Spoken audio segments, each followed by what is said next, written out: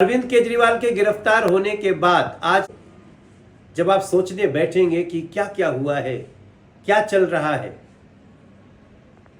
तो आपके दिमाग में एक कहानी आएगी जिस कहानी का टाइटल होगा एक सफर स्वराज से शराब तक। एक सफर शुरू हुआ जो बात तो कर रहा था स्वराज का, लेकिन खत्म हो गया है शराब पर। बच्चों को शराब पिलाने की जिद पर, गली गली शराब की दुकान खोलने की जिद पर, और उसके अंदर एक बहुत बड़ा स्कैम, शराब घोटाला। अरविंद केजरीवाल ने ठान लिया है कि ना तो हम कानून का पालन करेंगे और ना तो किसी को कानून का पालन करने की प्रेरणा देंगे, भले संविधान की शपथ लिए हो। दिल्ली के खजाने की लूट छोटी मोटी नहीं हुई है।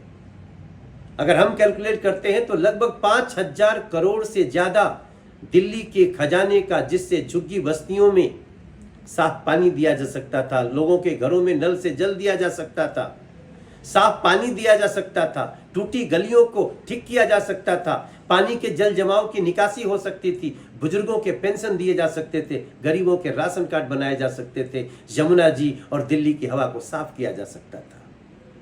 लेकिन ये चिंता थोड़ी है अरविंद केजरीवाल की। अरविंद केजरीवाल की एकमात्र चिंता है कि हम जल्दी से जल्दी कैसे राजमहल में रहने लगे। एक बार न उनको शर्म आई और न तो आज उनके बदले जो मुख्यमंत्री की चेयर पे बैठ के जो आदरणीय सुनीता केजरीवाल जी ने इंटरव्यू दिया, उनको भी जरा सा भी सोच नहीं आया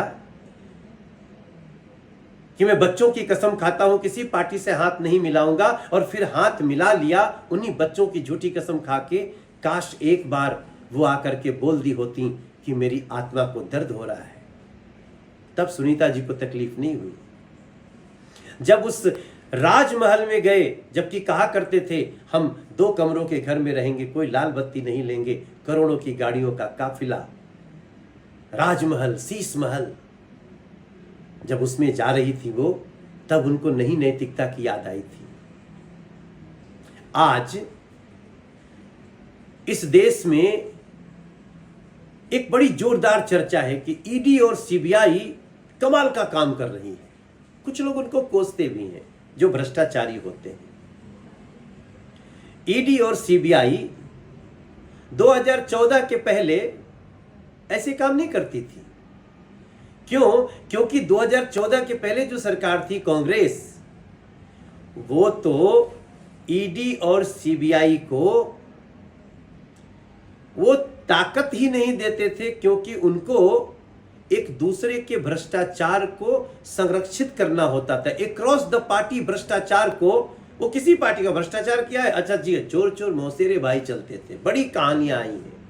हाँ, 2014 के 1.5-2 साल पहले जरूर कुछ अधिकारियों ने तेवर दिखाए और सत्य से काम लिया, तब इस देश में कोयला घोटाला आया, तब इस देश में 2G घोटाला आया, तब इस देश में 12 लाख करोड़ का कांग्रेस सरकार का घोटाला आया।